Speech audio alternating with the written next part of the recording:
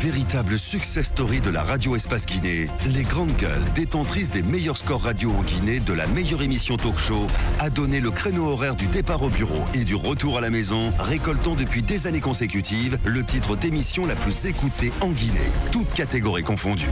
Un grand total de plus de 5 millions d'auditeurs ont été fidèles au talk show Les GG, diffusé jour après jour sur toutes les stations du réseau Adafo Média de 9h à 10h30, un exploit qui restera longtemps dans les annales de la bande FM en Guinée. Bien. Oh, vous avez entendu... Camaro, d'abord, vous sentez que il y a des gens qui vont certainement frapper à la porte, à vos portes bientôt. Est-ce que les portes étaient refermées, sincèrement parlant, non, par rapport à ces personnes-là? Ce qui m'étonne de votre part, vous êtes un grand média, mais vous avez toujours l'impression que le RPG a des difficultés. Il y avait 342 communes. Nous avons beaucoup plus de 200 que nous avons raflés dans nos pays. Nous avons beaucoup plus de 50% des communes que nous gouvernons. Ceci dit, on se bat encore et on continue de se battre encore pour diriger, pour être dans les structures du RPG. Si ce n'est pas l'essence du dynamisme du parti, ce n'est certainement pas un désamour. Le président lui-même a reconnu qu'il y a des difficultés. Mais non, mais il a à brûler sur le bureau politique. Je l'ai dit même ici, j'ai dit que dans plusieurs de nos communes, nos responsables locaux sont en mauvaise intelligence avec les populations. Ils gèrent mal le parti. Là, ça n'a rien à voir avec le militantisme dans le parti. C'est ce que le président dénonce. Il dénonce le comportement de certains responsables dans la gestion du parti. Ça n'a rien à voir avec le militantisme. Le cas de la capitale est hautement symbolique.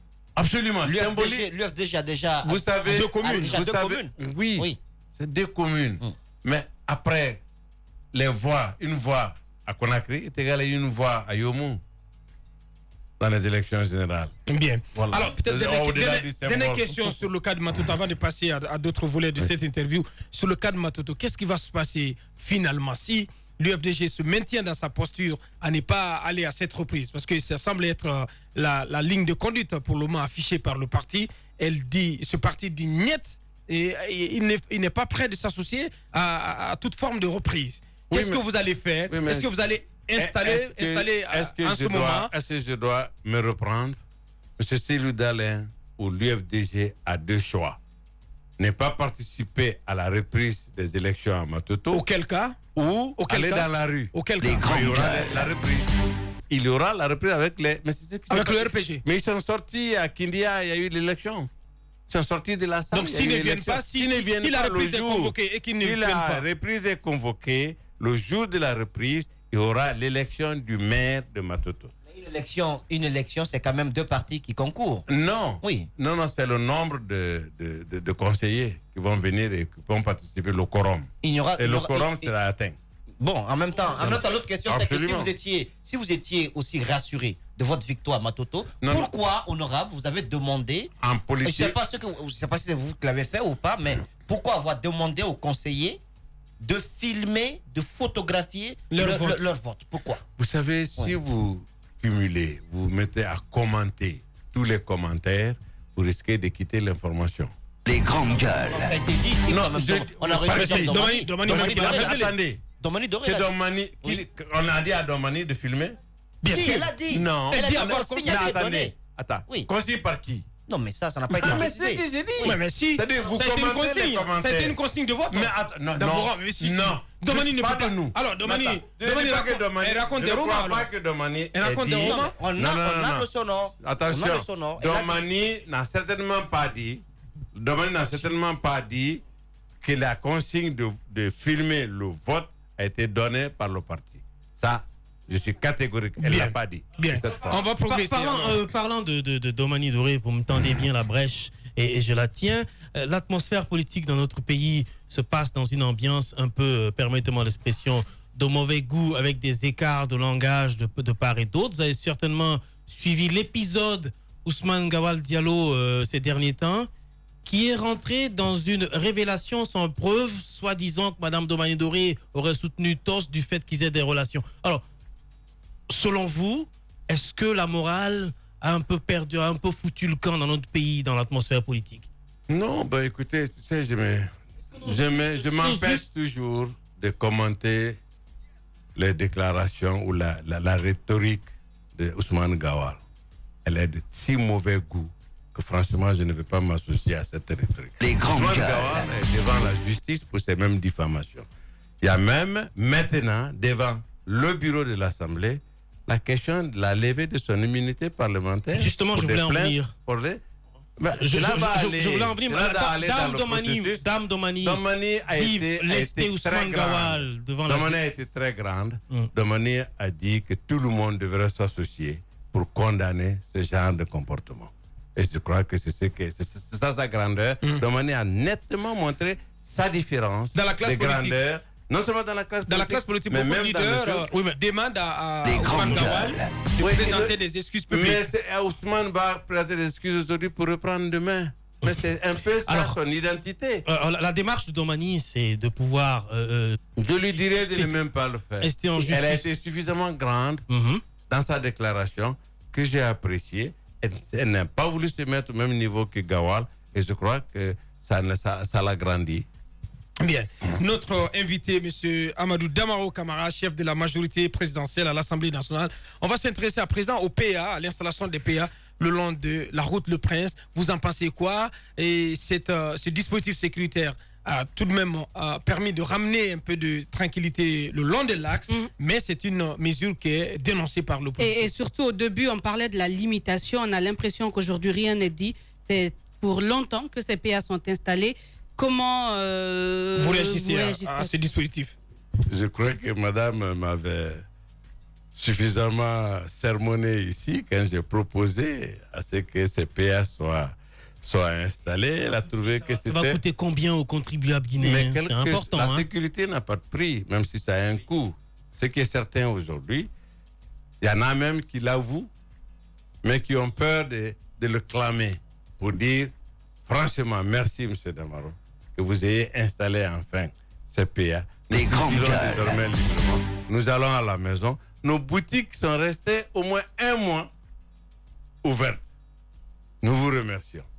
C'est ça la conclusion de tout acte politique. Il y a l'ambassade des États-Unis aussi qui a salué. L'ambassadeur a dit qu'il a été attaqué 2 fois et qu'il ne pouvait pas... L'hôtel Sheraton ne pouvait pas avoir de clientèle parce que tout simplement, on ne peut pas quitter l'aéroport pour aller à l'hôtel Sheraton. Ce sont des investissements de plusieurs dizaines de millions de dollars dans notre pays. Et j'ai toujours dit que je préfère marcher en toute tranquillité, en toute sécurité, dans des haies de bérets rouges que des haies de civils armés. Les djihadistes ne portent pas de tenue. Justement, vous parlez de civils armés et on se rappelle vos propos sur Bambeto qui continue vraiment d'indigner au sein de l'opposition, notamment de l'UFDG. Est-ce que vous, après le recul, vous continuez à assumer ces propos, à les maintenir? Non seulement je les assume. Parce que vous dites que désormais, pour aller à Bambeto, il faut aller avec les armes. Non seulement je les assume, c'est quand même condamnable. Je les répète encore. Je dis, encore, j'ai appelé votre journaliste ici. Il m'a posé la question. Je l'ai dit tout simplement. Il a pris un morceau pour mettre en vidéo. J'ai dit qu'en dehors des heures de manifestation, que des personnes soient là à s'attaquer aux populations, à les spolier de leurs biens, à arracher les bijoux des femmes, à arracher les sacs des femmes, à même violer. Ceux-ci ne sont pas des manifestants, ceux-ci ne sont pas des militants, ceux-ci sont des grands bandits. On ne peut aller contre les grands bandits qu'avec les armes. Que les bandits se situent sur Bambeto ou sur la route de Damaro là-bas, ils restent des bandits. Et s'ils sont des bandits armés qui s'attaquent aux populations paisibles, on ne peut pas aller avec des gants pour les caresser. Là, je le répète. Et puis on m'a dit, oui, mais les véhicules ne sont pas immatriculés. Mais on ne s'annonce pas quand on vient contre un bandit. Pour dire, écoutez, j'arrive, voici le numéro de mon véhicule. Ça, c'est pas comme ça. Alors, si je comprends bien... Ce sont des voyous qui s'attaquent. Et si quelqu'un réclame que ces voyous sont leurs militants, ils sont des chefs des voyous. La précision est importante. Donc, vous n'avez pas dit que désormais, toute personne qui doit aller à Bambeto doit aller avec les armes. vous précisez quoi exactement. Mais comment je peux dire important. ça? Mais je viens de le dire. Oui, mais parce que c'est comme ça qu'on a compris. C'est comme ça que ça a été expliqué aux gens. Non, ça n'a pas été compris comme ça. C'est comme ça que ça a été manipulé. C'est ce que j'ai dit. C'est comme ça que ça a été manipulé. On dit oui, Damaro dit que désormais pour aller contre les gens de Bambeto, on a même dit pour aller contre cette communauté, il faut aller avec des armes. Je n'ai pas dit ça. J'ai dit en dehors des heures de manifestation. Parce que qu'est-ce qui se passe? Quand on dit ville morte, qu'est-ce que cela veut dire ville morte? Rester chez soi.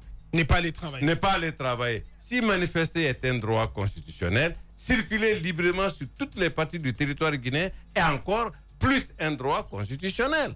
Mais on ne pouvait pas circuler librement. Honorable Damaro, justement, oui. Je reviens sur toutes ces manifestations, ces journées villes mortes. Ça découle quand même de ce manque de respect vis-à-vis de nos lois. On a un calendrier électoral qui n'est pas respecté. L'opposition est obligée de marcher pour qu'il y ait des élections. Et lorsqu'il y a des élections, tellement de dysfonctionnement qu'on en vient toujours à des manifestations.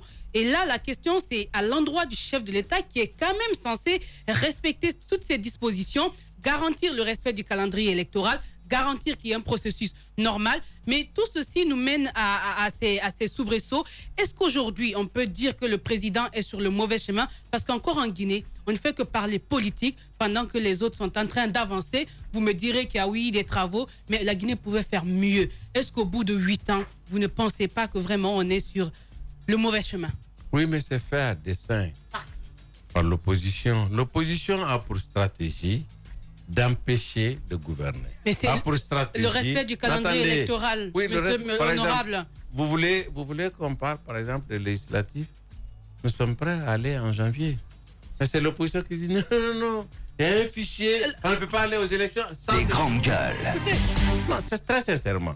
Chaque fois qu'il y a eu un problème comme ça, il ne l'avoue jamais. Ou il l'avoue en privé, il le nie en public.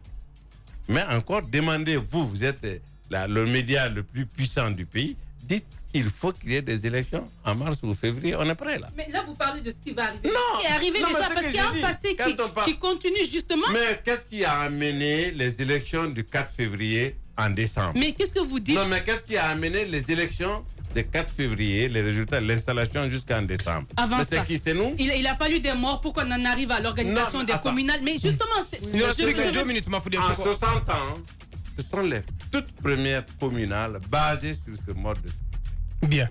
En 60 ans de développement. Bien, dernière question. Et encore, ce qui crée le problème, nous sommes habitués, c'est l'héritage. Hein? Les dernières élections, je l'ai toujours dit, ont été organisées par qui? Monsieur Camara. Et dans quelles conditions? Dernière question, Moussa. Je pense qu'un parti au pouvoir ne peut pas mettre dans son bilan des acquis. L'opposition m'a empêché de gouverner. Ça ne fait pas partie du bilan.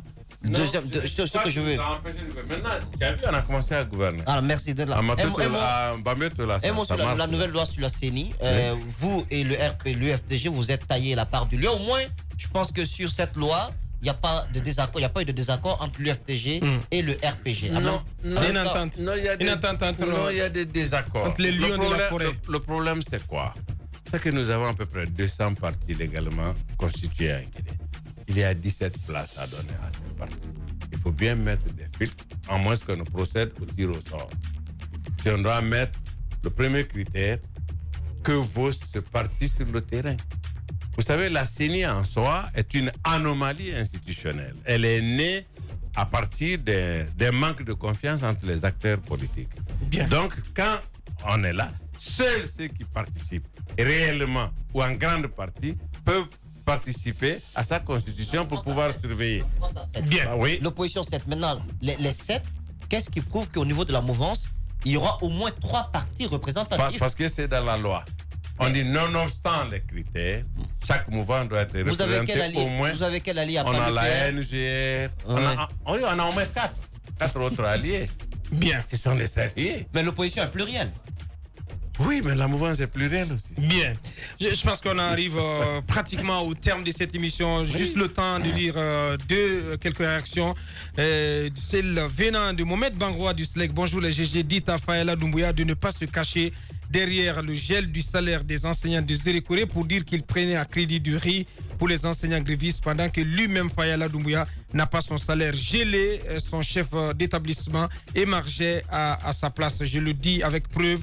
posons la question à Faël Doumbouya, quel est son lien avec ce texte enseignant contractuel devenu conseiller? La grève continue. Donc c'est Mohamed Bangoura qui nous envoie ce message. Là, Junior Condé qui nous écrit aussi, sauver la face est mieux que le ridicule. Bien, on est obligé de s'arrêter là. Toutes nos excuses à nos auditeurs pour le sujet, l'arrivée annoncée de Attendez quand même, j'ai du mal. Aya Nakamura, cette artiste française donc qu'on avait annoncé dans cette émission. Toutes nos excuses. Et malheureusement donc elle n'est pas présente avec nous. Toutes nos excuses donc pour ce désagrément. Merci à vous qui nous avez écoutés à l'international là, sur le www.espacefmguinée.info. Merci à notre invité, honorable Amadou Damaro Camara. Merci également à tous les chroniqueurs, à notre équipe de réalisation, Mamoudou Kondé, le colosse du côté de la télé. Merci également à Ibrahim Prince Diallo, le doigté magique à la radio. Merci à notre équipe de cadrage, Awal et Lamine Silla. Merci de l'attention. Demain, on se retrouve pour continuer l'aventure. Portez-vous bien. Au revoir.